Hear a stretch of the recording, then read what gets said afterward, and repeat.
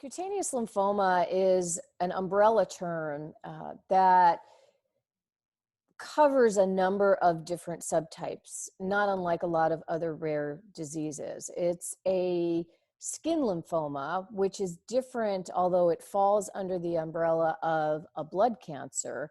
It actually is a cancer of the lymphocytes that are part of our immune system that home to the skin.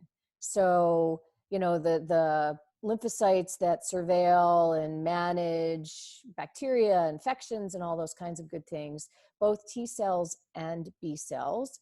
But the cutaneous lymphoma umbrella generally falls in the T cell arena. So you will hear most often people say cutaneous T cell lymphoma, although there is a cutaneous B cell lymphoma, although that's a rarer form of the rare.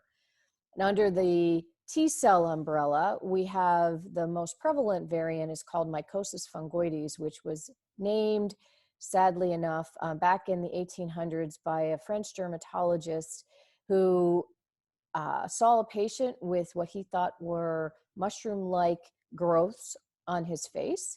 And so basically it's mushroom. And that terminology has stuck with us forever. And in that particular form, the disease shows up usually as just a rash on the skin, maybe a little bit itchy. It can be often misdiagnosed as eczema, psoriasis, other kinds of more typical skin disease. And it's very slow growing.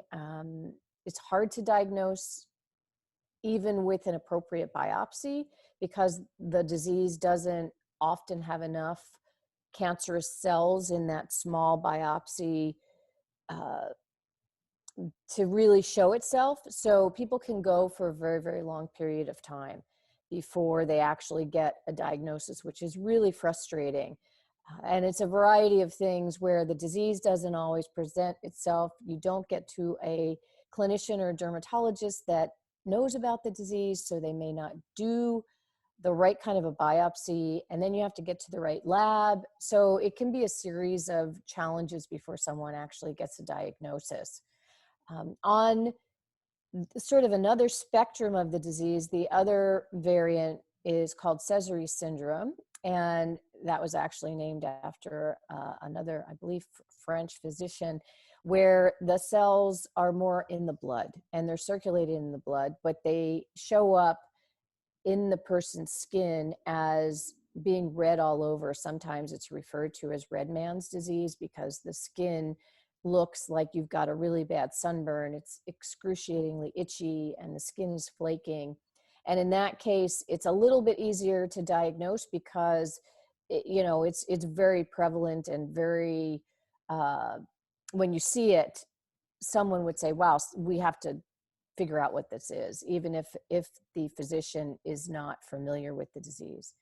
And then we have a bunch of other rare subtypes under those umbrellas. So it gets more and more complicated as you narrow the diagnostics.